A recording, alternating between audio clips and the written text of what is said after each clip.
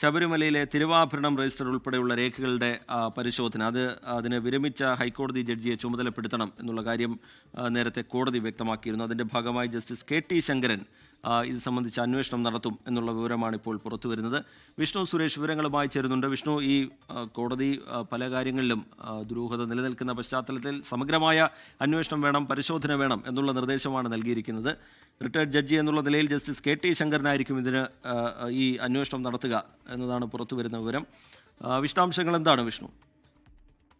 ഇന്ന് രാവിലെ തന്നെ ഈ വിഷയവുമായി ബന്ധപ്പെട്ട് കോടതി ചില ചോദ്യങ്ങളൊക്കെ ചോദിച്ചിരുന്നു. അതിൽ ഏറ്റവും ഒടുവിൽ കോടതി പറഞ്ഞത് ഈ സ്ട്രോങ് റൂമിൽ, ശബരിമല സ്ട്രോങ് റൂമിലെ എല്ലാ വസ്തുക്കളുടെയും കണക്ക് മൂല്യശേഖരണമൊക്കെ നടത്തണമെന്നാണ്. അതൊരു കോടതി നേരത്തെ പറഞ്ഞത് ഒരു ജില്ലാ ജഡ്ജിയുടെ നേതൃത്വത്തിൽ, മുൻ ജില്ലാ ജഡ്ജിയുടെ നേതൃത്വത്തിൽ നടത്തണമെന്നാണ്. പക്ഷേ നിലവിൽ ഒരു മുൻ ഹൈക്കോടതി ജഡ്ജിയെ തന്നെ ഹൈക്കോടതി ഇതിനുവേണ്ടി നിയോഗിച്ചിരിക്കുന്നു എന്നുള്ളതാണ് ഏറ്റവും പ്രധാനപ്പെട്ട കാര്യം. ആ ഉത്തരവാദിത്വം നിർവഹിക്കുക മുൻ ജസ്റ്റിസായ KT ശങ്കരനാണ്. അദ്ദേഹത്തോട് അന്വേഷിച്ച റിപ്പോർട്ട് ഹൈക്കോടതിയിൽ എത്രയും വേഗം സമർപ്പിക്കാനാണ് നിർദ്ദേശിച്ചിരിക്കുന്നത്. പ്രധാനമായും ഈ സ്ട്രോങ് റൂമിലടക്കമുള്ള രജിസ്റ്ററുകളുടെ കാര്യത്തിൽ ഹൈക്കോടതി അതൃപ്തി രേഖപ്പെടുത്തിയിരുന്നു. 1999 മുതലുള്ള രേഖകൾ, രജിസ്റ്ററുകൾ അതിൽ കൃത്യമല്ല എന്നാണ് ഹൈക്കോടതിയുടെ ഒരു വിലയിരുത്തൽ. ആ പശ്ചാത്തലത്തിലാണ് സമഗ്രമായ പരിശോധന നടത്താൻ, അതിനകത്ത് ഒരുപാട് വിലപിടിപ്പുള്ള വസ്തുക്കളുണ്ട്, സ്വർണമുണ്ട്, ചെറിയ ചെറിയ വസ്തുക്കളുണ്ട്, എല്ലാം ഇഴകീറി പരിശോധിച്ച് അതിന്റെ മൂല്യം തിട്ടപ്പെടുത്തി കണക്കെടുത്ത് റിപ്പോർട്ടായി ഹൈക്കോടതിക്ക് സമർപ്പിക്കാനാണ് ഇപ്പോൾ നിർദ്ദേശിച്ചിരിക്കുന്നത്. ഈ ദ്വാരപാലക സ്വർണ്ണപ്പാളിയുമായി ബന്ധപ്പെട്ടുള്ള വിവാദമാണ് ഇപ്പോൾ ഇത്തരത്തിലൊരു അന്വേഷണത്തിലേക്ക് കൂടി അല്ലെങ്കിൽ പരിശോധനയിലേക്ക് കൂടി പോകാൻ ദേവസ്വം ബെഞ്ചിനെ നിർബന്ധിതമാക്കിയിരിക്കുന്ന ആ പശ്ചാത്തലത്തിലാണ് KT ശങ്കരനെ നിയമിച്ചിരിക്കുന്നത്. അദ്ദേഹം അവിടെ എത്തി അതെല്ലാം വിശദമായി പരിശോധിക്കും. അങ്ങേയറ്റം രഹസ്യാത്മക സ്വഭാവം ഇതിനുണ്ടാകണം എന്നുകൂടിയാണ് ഹൈക്കോടതി വിഷയമായി വിവാദങ്ങളുമായി ബന്ധപ്പെട്ട് ഉത്തരം കിട്ടാത്ത ഒരുപാട് ചോദ്യങ്ങളുണ്ട്.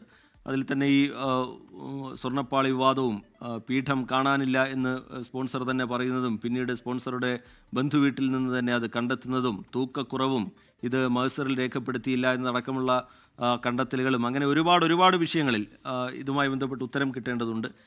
പ്രധാനമാണ് ഈ അന്വേഷണം. ഈ അന്വേഷണ റിപ്പോർട്ടിന്റെ അടിസ്ഥാനത്തിൽ ഹൈക്കോടതി തുടർ നടപടികളിലേക്ക് കടക്കും. വിഷ്ണു,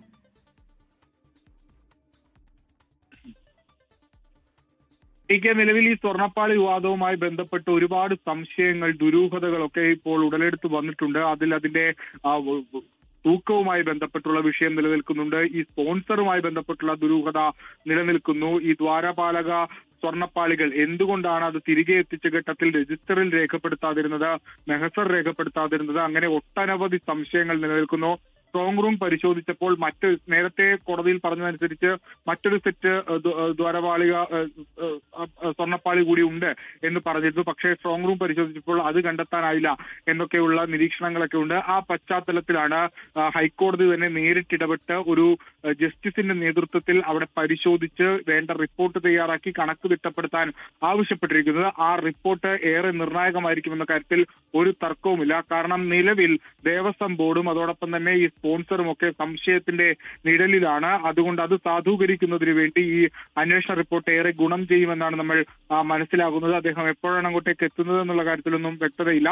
എന്നാൽ പോലും അടിയന്തര സ്വഭാവമുള്ളൊരു പരിശോധനയാണ് നടക്കുക. അതുകൊണ്ട് എത്രയും പെട്ടെന്ന് തന്നെ റിപ്പോർട്ട് സമർപ്പിക്കാൻ നിർദ്ദേശിച്ചിട്ടുണ്ട്.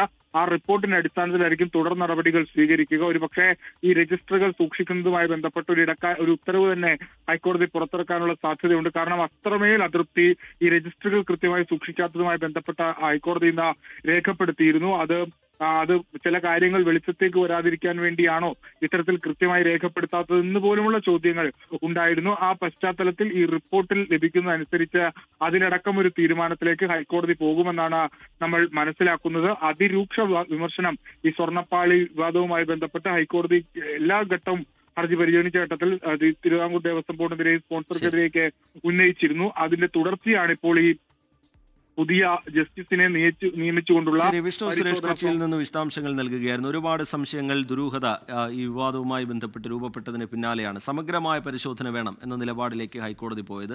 ഇപ്പോൾ ഈ സ്വർണ്ണപ്പാളി വിവാദത്തിലോ സ്വർണ്ണപീഠ വിവാദത്തിലോ മാത്രമല്ല മറ്റു കാര്യങ്ങളിലുമൊക്കെ ഈ ശബരിമലയിലെ തിരുവാഭരണം രജിസ്റ്റർ ഉൾപ്പെടെയുള്ള രേഖകളുടെ അടക്കം പരിശോധന നടത്തണം എന്നുള്ള സുപ്രധാനമായ ഇടപെടലിലൂടെ ഒരു നിർദ്ദേശം ഹൈക്കോടതി നൽകിയത്. നേരത്തെ വിരമിച്ച ജില്ലാ ജഡ്ജി എന്നായിരുന്നു കോടതി നിർദ്ദേശം നൽകിയിരുന്നെങ്കിലും ഇവിടെ വിരമിച്ച ഹൈക്കോടതി ജഡ്ജിയെ തന്നെ അന്വേഷണത്തിന് നിയോഗിച്ചിരിക്കുകയാണ്. ജസ്റ്റിസ് KT ശങ്കരനായിരിക്കും ഇത് അന്വേഷിക്കുക. ലോകത്തെവിടെയായാലും ഏത് സമയത്തും 24 വാർത്തകളും ഓഗ്മെന്റഡ് റിയാലിറ്റി പാക്കേജുകളും എക്സ്പ്ലെയിനറുകളും വിശദമായി കാണാൻ ഞങ്ങളുടെ യൂട്യൂബ് ചാനൽ നിങ്ങൾക്ക് സബ്സ്ക്രൈബ് ചെയ്യാം.